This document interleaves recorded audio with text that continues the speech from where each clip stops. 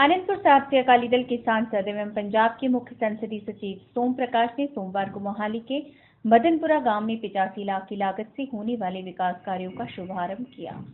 पिछले लंबे समय से विकास से वंचित रहे इस गांव के विकास कार्य शुरू करवाए जाने पर गांव वासियों ने सांसद प्रेम सिंह चंदूमाजरा सहित पंजाब के मुख्यमंत्री का आभार भी जताया।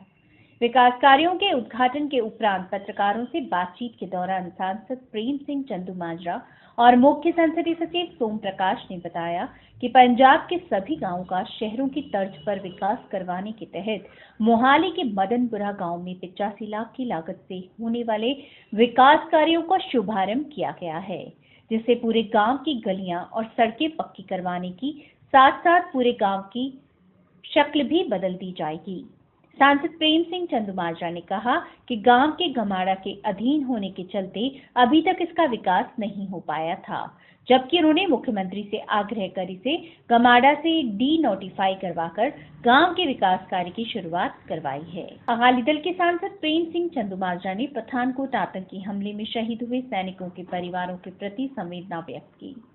मोहाली में पत्रकारों से बातचीत करते हुए सांसद प्रेम सिंह चंदूमाजरा ने कहा कि दोनों देशों में अमन शांति के लिए प्रधानमंत्री नरेंद्र मोदी पाकिस्तान से दोस्ती का हाथ बढ़ाना चाहते हैं, लेकिन कुछ विरोधी ताकतें इस शांति वार्ता में खलल डालना चाहती हैं। वहीं सांसद प्रेम सिंह चंदूमाजरा ने केंद्र सरकार से पंजाब सरहदी क्षेत्रों के लिए विशेष पैकेज की मांग की। उन्होंने कहा कि वे इस मुद्दे को संसदीय कमेटी की मीटिंग में भी रखेंगे। देखो, पहला तो सानू बड़ा इस गल का सहानुभूति आ उन्हां महान शहीदां नाल जिन्हां ने देश की आज़ादी लई इस सूबे की सुरक्षा लई जानां कुर्बान कीतियां ने, जिन्हां उन्हां दे परिवारां नाल भी सहानुभूति है सानू। ते जिहड़े शहीद हो गए नौजवान उन्हां दे नाल मैं समझदा परमात्मा अगे ही अरदास आ कि उन्हां दे अगे परिवार जिहड़े ने देश ते कौम की सेवा करते रहन। और जिथे तक पाकिस्तान वालों इस किस्म के सरहदों पार अटैक करने की गल आ, ये मैं समझदा कि जिहड़ी मोदी साहब ने शांति लई चंगे सुखावे संबंधां लई पाकिस्तान नाल हत्थ मिलाया, उन्हां नूं खराब करन लई, उहदे च कड़त्तल पैदा करन लई, खटास पैदा करन लई जिहड़े अंसर अज तो नहीं बड़े लंबे समय तो सरगर्म आ, उन्हां दे ये कार्य ने। पर एक गल उन्हां नूं असीं कहना चाहुंदे आ भी ये जिहड़े दोने देश आ, ਇਹ ਦੋਨੇ देशों के लोग शांति चाहते हैं, प्यार चाहते हैं, विकास चाहते हैं। और जो वाजपेयी साहब ने शुरू की सी पड़ोसियों नाल दोस्ती की मुहिम, हुण भी मोदी साहब ने उन्होंने जारी किया, उन्होंने कोई ढाह नहीं लग सकेगी। इत्थों के लोग पूरे सहयोग देणगे। और खास तौर पर असीं ये जरूर केंद्र तो मंग करांगे कि जिहड़े सरहदी सूबे ने इन्हां वल विशेष ध्यान दिता जाए। इत्थों की मशीनरी नूं होर मजबूत करन लई खास तौर पर जिहड़े आधुनिकीकरण के इक्विपमेंट्स आ वो मुहैया दे करन लई ते विशेष माली मदद करन लई भी इंफ्रास्ट्रक्चर लई उहदी जरूरत सरहदी सूबिਆਂ ਨੂੰ जरा ज़्यादा लोड़ हुंदी आ ते उहदी असीं जरूर मंग करांगे। और बार्डर ते जिन्ना भी चौकसी आ साडी पंजाब पुलिस भी उहदे लई पूरी सरगर्म आ। अज भी साडे मानयोग गृह मंत्री जिहड़े डिप्टी CM पंजाब उन्हां ने फैसला भी करता भी असीं अपनी भी एक कतार जिहड़ी आ बार्डर ते पंजाब पुलिस की ਉਹਨੂੰ ਹੋਰ ਮਜ਼ਬੂਤ ਕਰਾਂਗੇ। ਪਾਰਲੀਮੈਂਟ ਸਟੈਂਡਿੰਗ ਕਮੇਟੀ ਦੀ ਜਿਹੜੀ ਹੋਮ ਫੇਅਰ ਦੀ ਮੀਟਿੰਗ ਆ ਕੱਲ੍ਹ ਨੂੰ 3 ਵਜੇ ਰੱਖੀ ਆ, ਉਹਦੇ 'ਚ ਮੈਂ ਜ਼ਰੂਰ ਇਹ ਮਸਲਾ ਉਠਾਊਂਗਾ ਕਿਉਂਕਿ ਅੱਜ ਤੋਂ ਨਹੀਂ, ਸ਼੍ਰੋਮਣੀ ਅਕਾਲੀ ਦਲ ਤਾਂ ਬਹੁਤ ਲੰਬੇ ਸਮੇਂ ਤੋਂ ਕਹਿੰਦਾ ਆ ਰਿਹਾ। ਔਰ ਪਿਛਲੇ 65-67 ਸਾਲਾਂ ਦੀਆਂ ਗਲਤ ਨੀਤੀਆਂ ਕਰਕੇ ਸਰਹੱਦੀ ਸੂਬਿਆਂ ਨੂੰ ਕਾਫੀ ਮੁਸ਼ਕਲਾਂ ਝੱਲਣੀਆਂ ਪੈਂਦੀਆਂ, ਕਾਫੀ ਨੁਕਸਾਨ ਉਠਾਉਣੇ ਪੈਂਦੇ ਆ। ਜਾਨੀ ਮਾਲੀ ਨੁਕਸਾਨ ਸਰਹੱਦੀ ਸੂਬਿਆਂ ਨੂੰ ਉਠਾਉਣਾ ਪੈਂਦਾ, ਲੜਾਈ ਦੇਸ਼ ਦੀ ਲੜਦੇ ਨੇ। ਤੇ ਇਸ ਕਰਕੇ ਅਸੀਂ ਐਕਸਟਰਾ ਸਪੈਸ਼ਲ ਅਸਿਸਟੈਂਸ ਦੀ ਮਦਦ ਦੇ ਹੱਕਦਾਰ ਆ ਜਿਹੜੇ ਸਰਹੱਦੀ ਸੂਬੇ ਆ, ਕਿਉਂਕਿ ਸਾਡੀਆਂ ਸੜਕਾਂ ਤੋਂ ਟੈਂਕ ਵੀ ਲੰਘਦੇ ਨੇ, ਮਿਲਟਰੀ ਦੀਆਂ ਗੱਡੀਆਂ ਵੀ ਲੰਘਦੀਆਂ ਨੇ, ਬੰਬ ਵੀ ਫੜਦੇ ਨੇ, ਲੜਾਈ ਦੇ ਵਿੱਚ ਵੀ ਨੁਕਸਾਨ ਹੁੰਦਾ। ਸੋ ਇਸ ਕਰਕੇ ਉੱਥੇ ਜ਼ਰੂਰ ਸਪੈਸ਼ਲ ਵਿੱਤੀ ਮਦਦ ਦੀ ਲੋੜ ਹੁੰਦੀ ਹੈ। ਸੋ ਇਹ ਮੰਗ ਅਸੀਂ ਕੱਲ੍ਹ ਨੂੰ ਵੀ ਰੱਖਾਂਗੇ, ਬਲਕਿ ਪਾਰਲੀਮੈਂਟ ਸਟੈਂਡਿੰਗ ਕਮੇਟੀ ਦੀ ਮੀਟਿੰਗ ਮੈਂ ਵੀ ਕਹਾਂਗਾ ਵੀ ਵਿਜ਼ਿਟ ਵੀ ਕੀਤਾ ਜਾਵੇ ਬਾਰਡਰ। सूरों से हुए गांव खेड़ा निवासी परेशान। राजपुरा के नजदीक गांव खेड़ा रास्ते से गुजरते हुए सूरों से परेशान हुए लोगों ने कहा कि सूरों ने गलियों में बहुत गंदगी फैला रखी है। गलियां और नालियों में बहुत गंद डाला हुआ है, जिसके साथ लोगों का जीना भी कठिन हो गया है। बीमारियों के इलाज के लोगों के पास रिपोर्ट भी रखी हुई है, जिसके साथ बीमारियों का पैदा होने का डर है। बच्चों को बीमारियों ने घेरा हुआ है, गली में से गुजरना कठिन हो गया। यहाँ के कई लोगों ने इनको पालतू रखा हुआ है। खेड़ा गरस्ते के लोगों ने तंग आकर इसकी शिकायत SDM राजपुरा को दी। पत्रकारों के साथ बातचीत करते हुए लोगों ने बताया कि इस मुश्किल का निपटारा जल्द किया जाए। उन्होंने कहा कि संबंधित बीडी दफ्तर को इसकी रिपोर्ट भेज दी गई है, जिसकी जल्द से जल्द बनती कार्रवाई की जाएगी। किसानों के साथ करोड़ों रुपए की ठगी मारने वाला मुख्य दोषी राजपुरा का एक आढ़ती पुलिस की गिरफ्त से बाहर होने के कारण किसानों में रोष व्याप्त है, जबकि उक्त करोड़ों की ठगी का शिकार हुए एक किसान मौत के मुख में भी पहुंच गया। किसानों की माने तो अकेले रुल्द खान ने आढ़ती से करीब 1 करोड़ 40 लाख रुपए लेने थे और दूसरा किसान सरकारी अस्पताल सेक्टर 32 के चंडीगढ़ में दाखिल है। किसानों ने थाना सदर राजपुरा में शिकायत दर्ज करवाई कि वो विनोद कुमार नामक आढ़ती के पास अपनी फसल बेचने के लिए देते थे, जबकि उक्त आढ़ती पनग्रेन खरीद एजेंसी से फसल की अदायगी जो कि करोड़ों में थी लेकर चंपत हो गया। पुलिस ने 5 लोगों के खिलाफ मामला दर्ज करके एक आरोपी राजकुमार को गिरफ्तार किया है, जबकि मुख्य दोषी पुलिस की गिरफ्त से बाहर है। उक्त ठगी को ना सहता हुआ एक किसान रुल्द खान इस दुनिया से हमेशा के लिए चला गया। इस संबंध में राजपुरा के डीएसपी राजेंद्र सिंह सोहल ने बताया कि एक आरोपी को पकड़ा जा चुका है और मुख्य और अन्य आरोपियों को पकड़ने के लिए छापेमारी जारी है। मैं राणा सिंह पिंड लूणा, मेरे आरती किशन चंद एंड संजीव कुमार, रजेश कुमार, विनोद कुमार, ये 3 आरतियों को मैं फसल गेरता था। अपनी फसल गेरते मेरे नाल फ्राड कर लिया, बहुत तगड़ा क्या करे, लाई गए मैनू अज दिन कल दिने एक भी 10 तरीक 10-15 दिवाली देखते दिन पहला भज के सानू लाए ला के सोमवार असीं देखी गए, उन्हें बैठे उत्थे दुकान पर आए नहीं, मुड़ के सानू अज मिल रहे हैं 3 करोड़ 45 लाख रुपया दोहे फर्मां दा दुकानां दा पैसे कढ़ा के पनग्रेन तो ये भज गए दिवाली देखते दिन पहला। ये 3 करोड़ कली थोड़ी है ना सारे जिम्मेदार 117 किसानां दी फसल है जी। आह ਜਿਹੜੇ ਜੇ ਫਾਰਮਾਂ ਦੇ ਪੈਸੇ ਜਿਹੜੇ ਹੁਣ ਦਿਖਾ ਰਹੇ ਮੈਂ, ਇਹ ਜੇ ਫਾਰਮਾਂ ਦੇ ਪੈਸੇ ਆ, ਪਨਗ੍ਰੇਨ ਤੋਂ ਕਢਾਏ ਪੈਸੇ ਨੇ ਸਰਕਾਰ ਤੋਂ ਕਢਾ ਕੇ 55000 ਕੱਟਾ ਆਇਆ ਬਸੰਤਪੁਰੇ ਜੀ, 8000 ਆਇਆ ਇਹ ਦੁਕਾਨ ਪਰ, ਤੇ ਦੋਵੇਂ ਫਾਰਮਾਂ ਦੀ 3 ਕਰੋੜ 45 ਲੱਖ ਬਣਦੀ ਹੈ, ਸਰੇਆਮ ਜਾਨੀ 3 ਕਰੋੜ 4.5 ਲੱਖ ਰਕਮ ਬਣਦੀ ਹੈ।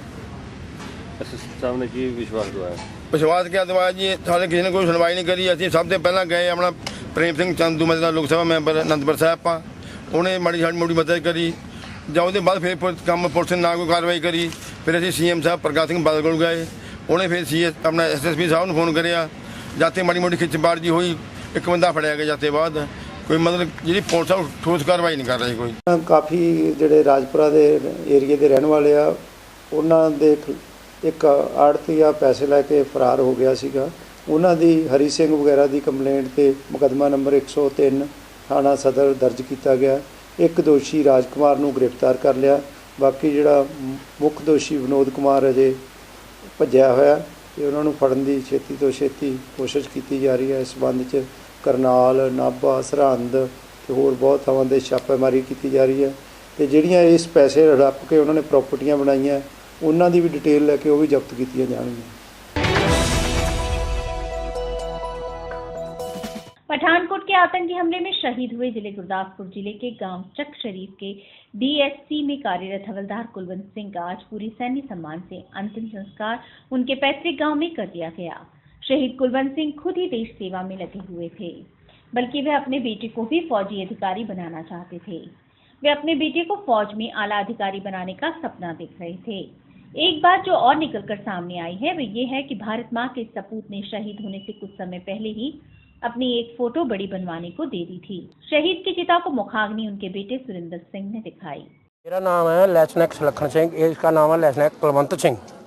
इसकी पोस्ट के ऊपर ड्यूटी ही, जैसे उग्रवाद घुसे अंदर 6 आदमी इसके ऊपर हमला किया, 6 आदमी ने, इसने भी गाड़ी किया, इसको मार के अगले आगे जंगल में चल गए। बस अभी कितने लोग मर चुके हैं वहाँ तो बहुत लोग मर चुके हैं, अभी तक क्लियर नहीं पूरा, अभी तक ऑपरेशन चल रहा है।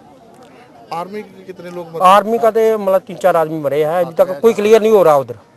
तो अभी तक आपको क्लियर क्या दिखावा, ऑपरेशन चल रहा है, पता नहीं कितने मरने हैं कितने नहीं मरने हैं। ऑपरेशन चल रहा था, इसने काफ़ी लड़के ने काम किया, ठीक है ना, इसने मारा भी है, उनके साथ गुत्थम गुत्थी हुई है, उधर मैगजीन गिरे हुए थे, लेकिन बाद में जब सुबह हुई तो पता चला कि उनको गोली लग चुकी है, क्योंकि एरिया लंबा चौड़ा है, कुछ नहीं बोल सकते उधर का। और कितने लोग शहीद हुए? शहीद 4-5 आदमी हुए। 30 तरीक ਤੇ ਸਰ ਮੈਂ ਉਹਨਾਂ ਨੂੰ ਛੱਡ ਕੇ ਆਇਆ ਸੀ ਤੜਕੇ ਮਗੇਰੀਆਂ 5 ਵਜੇ, ਉਹਨਾਂ ਦੀ ਡਿਊਟੀ ਸੀ ਸਰ 7 ਵਜੇ ਉੱਥੇ ਪਠਾਨਕੋਟ। ਫਿਰ ਸਰ ਉਹਨਾਂ ਦਾ ਅਗਲੇ ਦਿਨ 1 तरीक फ़ोन आया सर, हैप्पी न्यू ईयर की बधाई दी सर उन्होंने। बोलते थे वो सर मुझे बोलते थे कि मैं तुम्हें आर्मी का टॉप अप ऑफिसर बनाऊंगा सर, लेकिन सर आखिरी दिनों में फोटो भी उन्होंने खुद बनवाई शायद अपनी। हाँ जी सर, खुद अपनी फ़ोटो सर गांव पर दे गया है बाज़ार में सर बनवाने के लिए, जो अभी भी सर बना दी है सर उसने स्टूडियो वाले। पठानकोट हमले में शहीद हुए फतेह सिंह की बेटी ने पिता की अंतिम यात्रा में शव को कंधा दिया। वहीं जिला गुरदासपुर के गांव झंडा कुजरा में फतेह सिंह का पूरे सम्मान से अंतिम संस्कार हुआ और शहीद की चिता को मुखाग्नि उनके बड़े बेटे गुरदीप सिंह ने दिखाई। वहीं बेटे ने कहा कि वह खुद फौजी हैं और पिता की शहादत पर उन्हें गर्व है। फर्स्ट नंबर मारा, कॉमनवेल्थ खेला।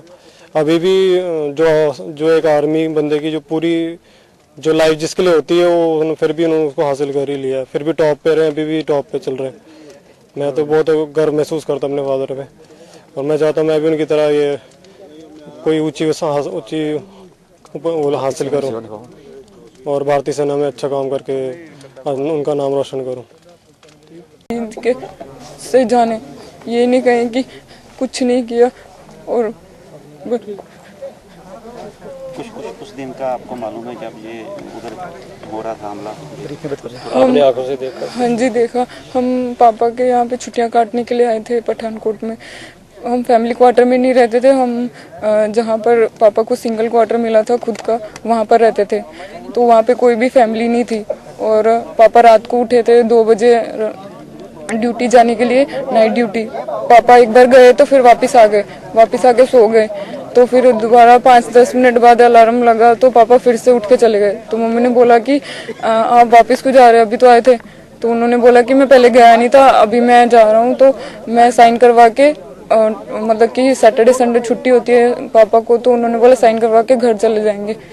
तो उन्होंने बोला कि मैं अभी आता हूँ। तो जैसे नीचे गए तो मैंने सुना कि पापा ने बाइक स्टार्ट की और चले गए। पापा बाइक स्टार्ट करके जहाँ पे पोस्ट पे जाना था वहाँ पर नहीं गए। पापा साइड में हमारे वहाँ पे मैस थी, वहाँ पे एसएम अंकल भी रहते थे, उनके पास जाकर बैठ गए। उन्होंने बोला थोड़ी देर यहाँ बैठ जाओ, हीटर सेक लो, थोड़ा आराम मिल जाएगा, फिर चले जाएंगे। तो एकदम में फायरिंग शुरू हो गई। तो उन्होंने देखा कि कहाँ पर फायरिंग शुरू हुई, तो उन्होंने दरवाज़ा खोला। हमने वैसे देखा तो नहीं, किसी ने बताया, और वैसे ही मतलब गोलियां चलने लगी। तो एक हमारी खिड़की में भी लगी जहाँ पर हम मतलब जिस कमरे में हम रहते थे। तो एकदम में 2 बम ब्लास्ट हुए, तो हम खिड़की हिलने लग गए और मतलब कि फायरिंग शुरू हो गई। चौथे दिन भी ऑपरेशन जारी, एयरबेस का जायजा लेने जाएंगे रक्षा मंत्री।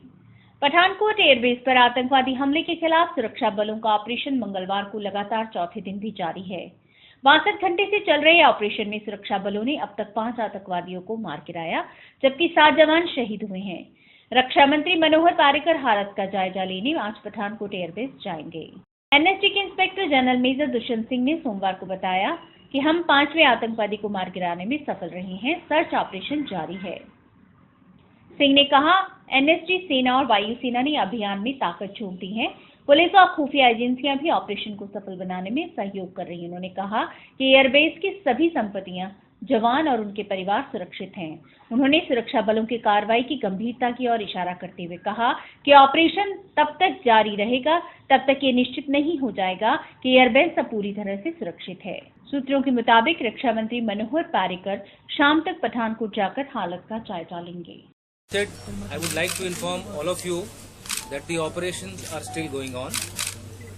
We have been able to eliminate the 5th terrorist. Combing and search operations continue. The security forces comprising NSG along with the army, which has major combat elements along with medical and administrative support employed in the operations.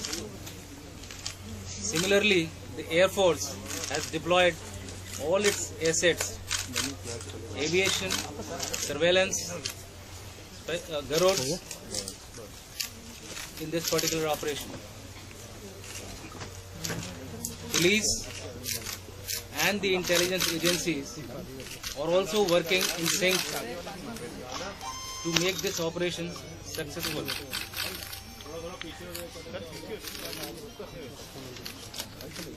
As I had highlighted earlier, given the magnitude of the airbase, the operations will continue to be conducted till we are able to fully render safe the base.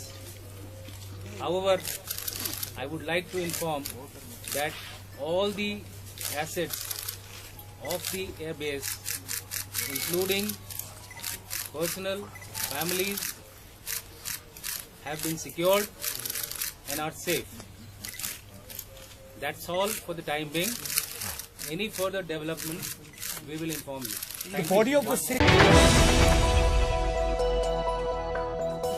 Pathankot में हुए आतंकी हमले को लेकर एक बहुत बड़ा खुलासा हुआ है।